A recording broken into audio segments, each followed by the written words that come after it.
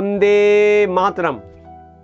मेरे प्यारे देशवासियों, आज हम श्रद्धा सुमन अर्पित कर रहे हैं 1857 के महासंग्राम के क्रांतिवीर, जिन्होंने 70 वर्ष की अवस्था में उत्तर भारत तथा पटना, कलकत्ता इत्यादि स्थानों में जाकर जन सामान्य में पहुंचकर उनको स्वतंत्रता संग्राम के महायज्ञ में शामिल होने के लिए प्रेरित किया। अपने ओजस्वी भाषणों से जन सामान्य में नया जोश व उत्साह उत्पन्न कर संगठित भी किया। उत्तर प्रदेश फैजाबाद जिले के देशभक्त मौलवी अहमदुल्ला शाह, जो डंका शाह मौलवी व नक्कार शाह के नाम से भी जाने जाते थे और कई लोग उन्हें सूफी अहमदुल्ला शाह कहकर भी पुकारते थे, परंतु आपका वास्तविक व प्रचलित नाम अहमदुल्ला शाह ही था। मौलवी अहमदुल्ला शाह का जन्म 1787 में गुलाम हुसैन के घर हुआ था। आप उस समय के संपन्न एवं शिक्षित परिवार से थे। आपका व्यक्तित्व अत्यंत सौम्य व सभ्य था। अहमदुल्ला शाह ने हजारों क्रांतिकारियों को संगठित किया और ब्रिटिश हुकूमत के विरुद्ध धावा बोल दिया। 22 दिसंबर को लखनऊ के आलमबाग में सफलता नहीं प्राप्त हुई। 15 जनवरी सन 1858 को पुनः यह समाचार मिला कि कानपुर से ब्रिटिश सेना लखनऊ अपनी सेना को रसद देने व मदद के लिए आ रहे हैं। मौलवी जी ने बिना कुछ वक्त गंवाए फौरन रणनीति बनाई और क्रांतिकारियों को एकत्र किया कि ब्रिटिश सेना से रसद रास्ते में ही छीन ली जाए, और उन्होंने स्वयं को सबसे आगे किया और शपथ लेकर कानपुर की ओर रवाना हो गए। परंतु ब्रिटिश सेना को जैसे ही यह खबर मिली, उन्होंने मौलवी साहब को रास्ते में ही रोक लिया। संघर्ष हुआ और बेसुध लड़ते लड़ते मौलवी जी को गोली लग गई। वह वहीं गिर गए। एक क्रांतिकारी हनुमान ने ब्रिटिश सेना से जा टक्कर ली और मौलवी साहब को सुरक्षित स्थान पर ले जाया गया। ठीक हो जाने के बाद मौलवी अहमदुल्ला शाह पूरे उत्साह से पुनः सक्रिय हो गए। 6 मार्च सन 1858 से 15 मार्च तक मौलवी जी व ब्रिटिश सेना के बीच जबरदस्त संघर्ष चलता रहा। लखनऊ में ब्रिटिश सेना दिल खुशबाग से कब्जा करते हुए आगे बढ़ रही थी। 10 मार्च को मेजर हडसन व अनेक ब्रिटिश सेनानी क्रांतिकारियों के हाथों मारे गए। यह वही मेजर हडसन था जिसे मुगल बादशाह जफर के बेटों का दिल्ली में कत्ल किया था। इस प्रकार अवध प्रांत रुहेलखंड के स्थान स्थान पर पहुंचकर मौलवी अहमदुल्ला शाह रणनीति बनाकर ब्रिटिश सेना से टक्कर ले रहे थे, चुनौती दे रहे थे। वह जन सामान्य को लगातार अपने भाषणों से प्रेरित भी कर रहे थे और ब्रिटिश सेना अब मौलवी अहमदुल्ला शाह से आजी जा चुकी थी। कई बार पकड़ने का प्रयास किया और एक बार ब्रिटिश सेना मौलवी साहब को पकड़ने में सफल हो गई।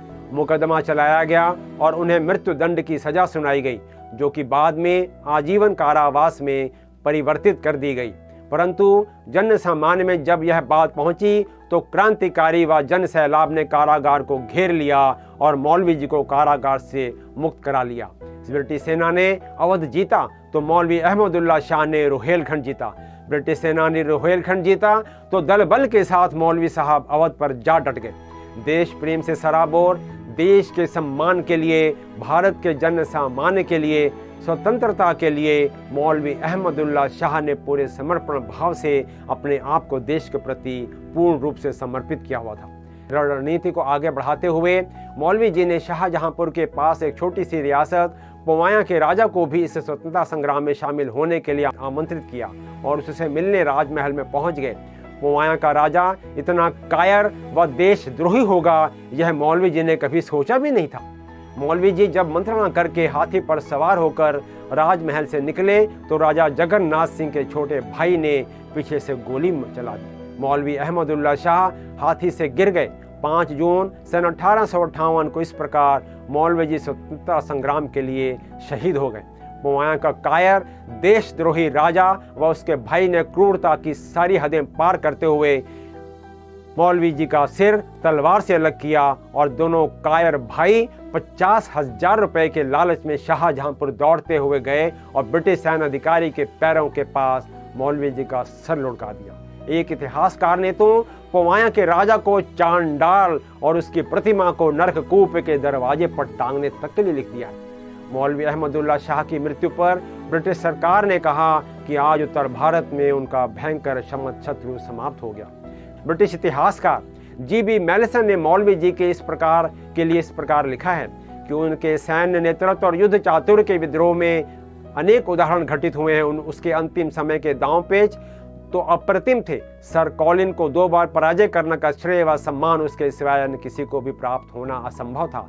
फैजाबाद के मौलवी अहमदुल्ला शाह रण क्षेत्र में चमके, विरोचित लड़े, रणनीति बनाकर लड़े। स्वतंत्रता के लिए उनके हृदय में देश के प्रति अटूट प्रेम, अदम्य साहस और उनकी पवित्र शहादत को हम शत शत नमन करते हैं। इस अवसर पर सोहनलाल द्विवेदी जी की कविता प्रयाण गीत याद आती है। ना हाथ एक शस्त्र हो, ना साथ एक अस्त्र हो, ना अन्न नीर वस्त्र हो, ना अन्न नीर वस्त्र हो। हटो नहीं डटो नहीं, बढ़े चलो बढ़े चलो बढ़े चलो बढ़े चलो बढ़े चलो बढ़े चलो। रहे समक्ष हिम शिखर, तुम्हारा प्रण उठे निखर, भले ही जाए तन बिखर। रुको नहीं झुको नहीं, रुको नहीं झुको नहीं, बढ़े चलो बढ़े चलो बढ़े चलो बढ़े चलो। घटा घिरी अटूट हो, अधर्म कालकूट हो, घटा घिरी अटूट हो, अधर्म कालकूट हो। वहीं अमृत का घूंट हो, जिए चलो मरे चलो, बढ़े चलो बढ़े चलो बढ़े चलो बढ़े चलो। गगन उगलता आग हो, छिड़ा मरण का राग हो, गगन उगलता आग हो, छिड़ा मरण का राग हो। लहू का अपने फाग हो, अड़ो वहीं गड़ो वहीं, बढ़े चलो बढ़े चलो बढ़े चलो बढ़े चलो। चलो नई मिसाल हो, जलो नई मिसाल हो, चलो नई मिसाल हो, जलो नई मशाल हो। पढ़ो नया कमाल हो, रुको नहीं झुको नहीं, रुको नहीं झुको नहीं, बढ़े चलो बढ़े चलो बढ़े चलो बढ़े चलो। अशेष रक्त तोल दो, स्वतंत्रता का मोल दो, अशेष रक्त तोल दो, स्वतंत्रता का मोल दो। कड़ी युगों की खोल दो, डरो नहीं मरो वहीं, डरो नहीं मरो वहीं, बढ़े चलो बढ़े चलो। अशेष रक्त तोल दो, स्वतंत्रता का मोल दो, अशेष रक्त तोल दो, स्वतंत्रता का मोल दो। कड़ी युगों की खोल दो, डरो नहीं मरो वहीं, डरो नहीं मरो वहीं, बढ़े चलो बढ़े चलो बढ़े चलो बढ़े चलो बढ़े चलो बढ़े चलो। मेरे प्यारे दोस्तों, मैं आशा करता हूँ आपको यह एपिसोड अवश्य पसंद आया होगा। कृपया इसे लाइक, शेयर, सब्सक्राइब करें और बेल आइकन को भी प्रेस करना ना भूलें। इस इतिहास को भावी पीढ़ी तक पहुंचाने में मेरी मदद करें। मैं आपका हमेशा आभारी रहूँगा। जय हिंद।